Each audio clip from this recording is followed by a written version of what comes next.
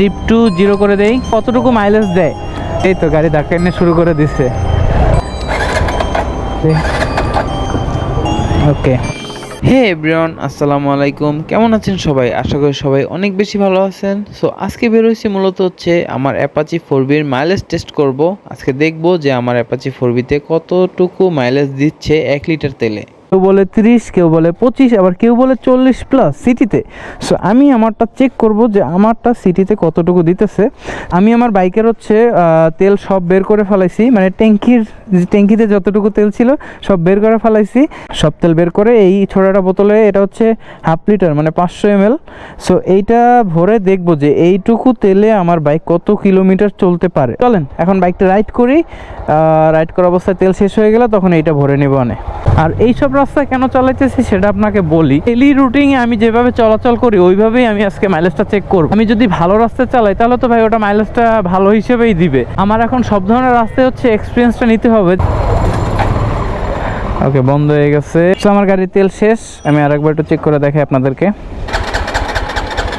তো গাড়িতে একদমই তেল নাই। এখন হচ্ছে আমি আমার গাড়িতে এই যে 500 ml মানে আধা লিটার বলা হয় যেটাকে, সো এই তেলটুকু ভরে দেখব যে আসলে কতটুকু মাইলেজ দিতেছে আমার গাড়িতে। ওকে, সো পুরো আধা লিটার ভরে দিলাম, মানে আধা লিটার তেল আর কি গাড়িতে ভরে দিলাম। ওকে, এই যে আমার ট্রিপ টু 0 করে দেই। এবার দেখি যে 1/2 লিটার তেলে আমার অ্যাপাচি 4B কতটুকু মাইলেজ দেয়।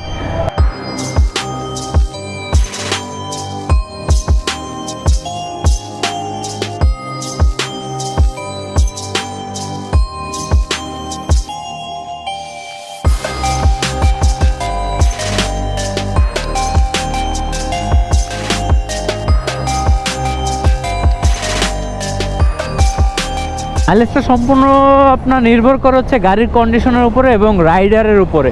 গাড়ির কন্ডিশন যদি ভালো থাকে তাহলে ভালো মাইলেজ পাবেন, আর যদি গাড়ির কন্ডিশন খারাপ থাকে, যেমন হচ্ছে গাড়ির ভিতরে যদি প্রবলেম থাকে, ইঞ্জিনের সমস্যা থাকে, বা মোবিল যদি ঠিক টাইম মতো চেঞ্জ না করেন বা ঠিক টাইম মতো যদি সার্ভিস না করেন, তাহলে তো মাইলেজটা আপনার ডাউন হবেই ভাই।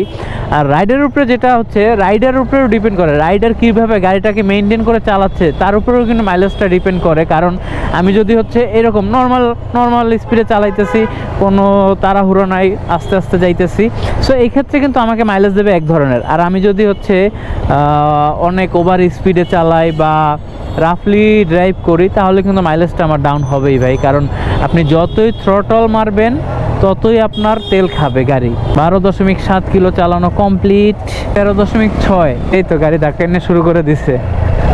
এই যে যায় না, গাড়ি চলে না, এই যে বন্ধ হয়ে গেছে। Nice to meet you. 18.1, 18.1 kilo চালানো হয়েছে। গাড়ি তো স্টার্ট বন্ধ হয়ে গেছে, দেখি। সেই হচ্ছে আমার অ্যাপাচি 4B আমাকে হচ্ছে সিটিতে 36+ মাইলেজ দিতেছে 1 লিটারে। সো এটা আমার জন্য অতটা খারাপ না, ঠিক আছে। আগে 40 পেতাম, এখন 36 পাবো, এটা স্বাভাবিক, আস্তে আস্তে ডাউন হবে। আর যদি 36 আমি সিটিতে হিসেব করি তাহলে হাইওয়েতে কত পাবো? হাইওয়েতে অ্যাভারেজ 42+ পাইতে পারি। ওকে, চলবে, সমস্যা নাই, কিন্তু আরেকটু দিলে ভালো হতো, কারণ বর্তমান তেলের যা দাম তা হিসেবে আরেকটু দেওয়া উচিত ছিল। তো যাই হোক, এখন হচ্ছে গাড়িতে তেল তো নাই। সো এই যে আমার ব্যাকআপ বাবুটাকে আমি নিয়ে নিছি।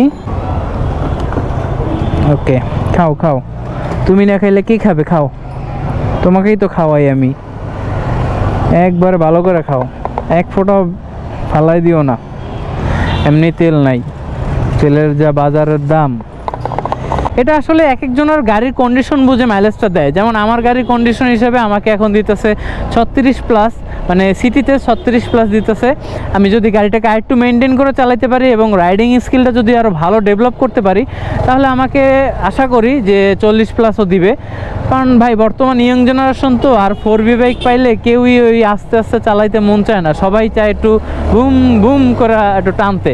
সো বুম বুম করে টানলে তো একটু তেল বেশি খাবেই। ট্রাই করব সামনে থেকে বুম বুম না করে আস্তে আস্তে রাইড করার, আর আস্তে আস্তে রাইড করলে মাইলেজটা ভালো দেবে। মানে অকটেনে আমাকে 36 দিতেছে, আর যদি আমি পেট্রোলটা ইউজ করি, পেট্রোলটা আশা করি 40+ দিবে, কারণ কি পেট্রোলের স্বাভাবিক সবাই জানেন যে একটু মাইলেজটা বেশিই দেয়। সো এই ছিল আজকে আমার ভিডিও, আশা করি ভিডিওটা আপনাদের ভালো লাগবে। আর যদি ভালো লেগে থাকে অবশ্যই কমেন্ট বক্সে জানাবেন, আর কে কীরকম মাইলেজ পাইতেছেন সেটাও কমেন্ট বক্সে জানাবেন। আর যদি ভিডিওটা বেশি ভালো লেগে থাকে অবশ্যই শেয়ার করে দিবেন। থ্যাংক ইউ, আল্লাহ হাফেজ, বাই বাই, আবার দেখা হবে নতুন কোনো ভিডিও নিয়ে।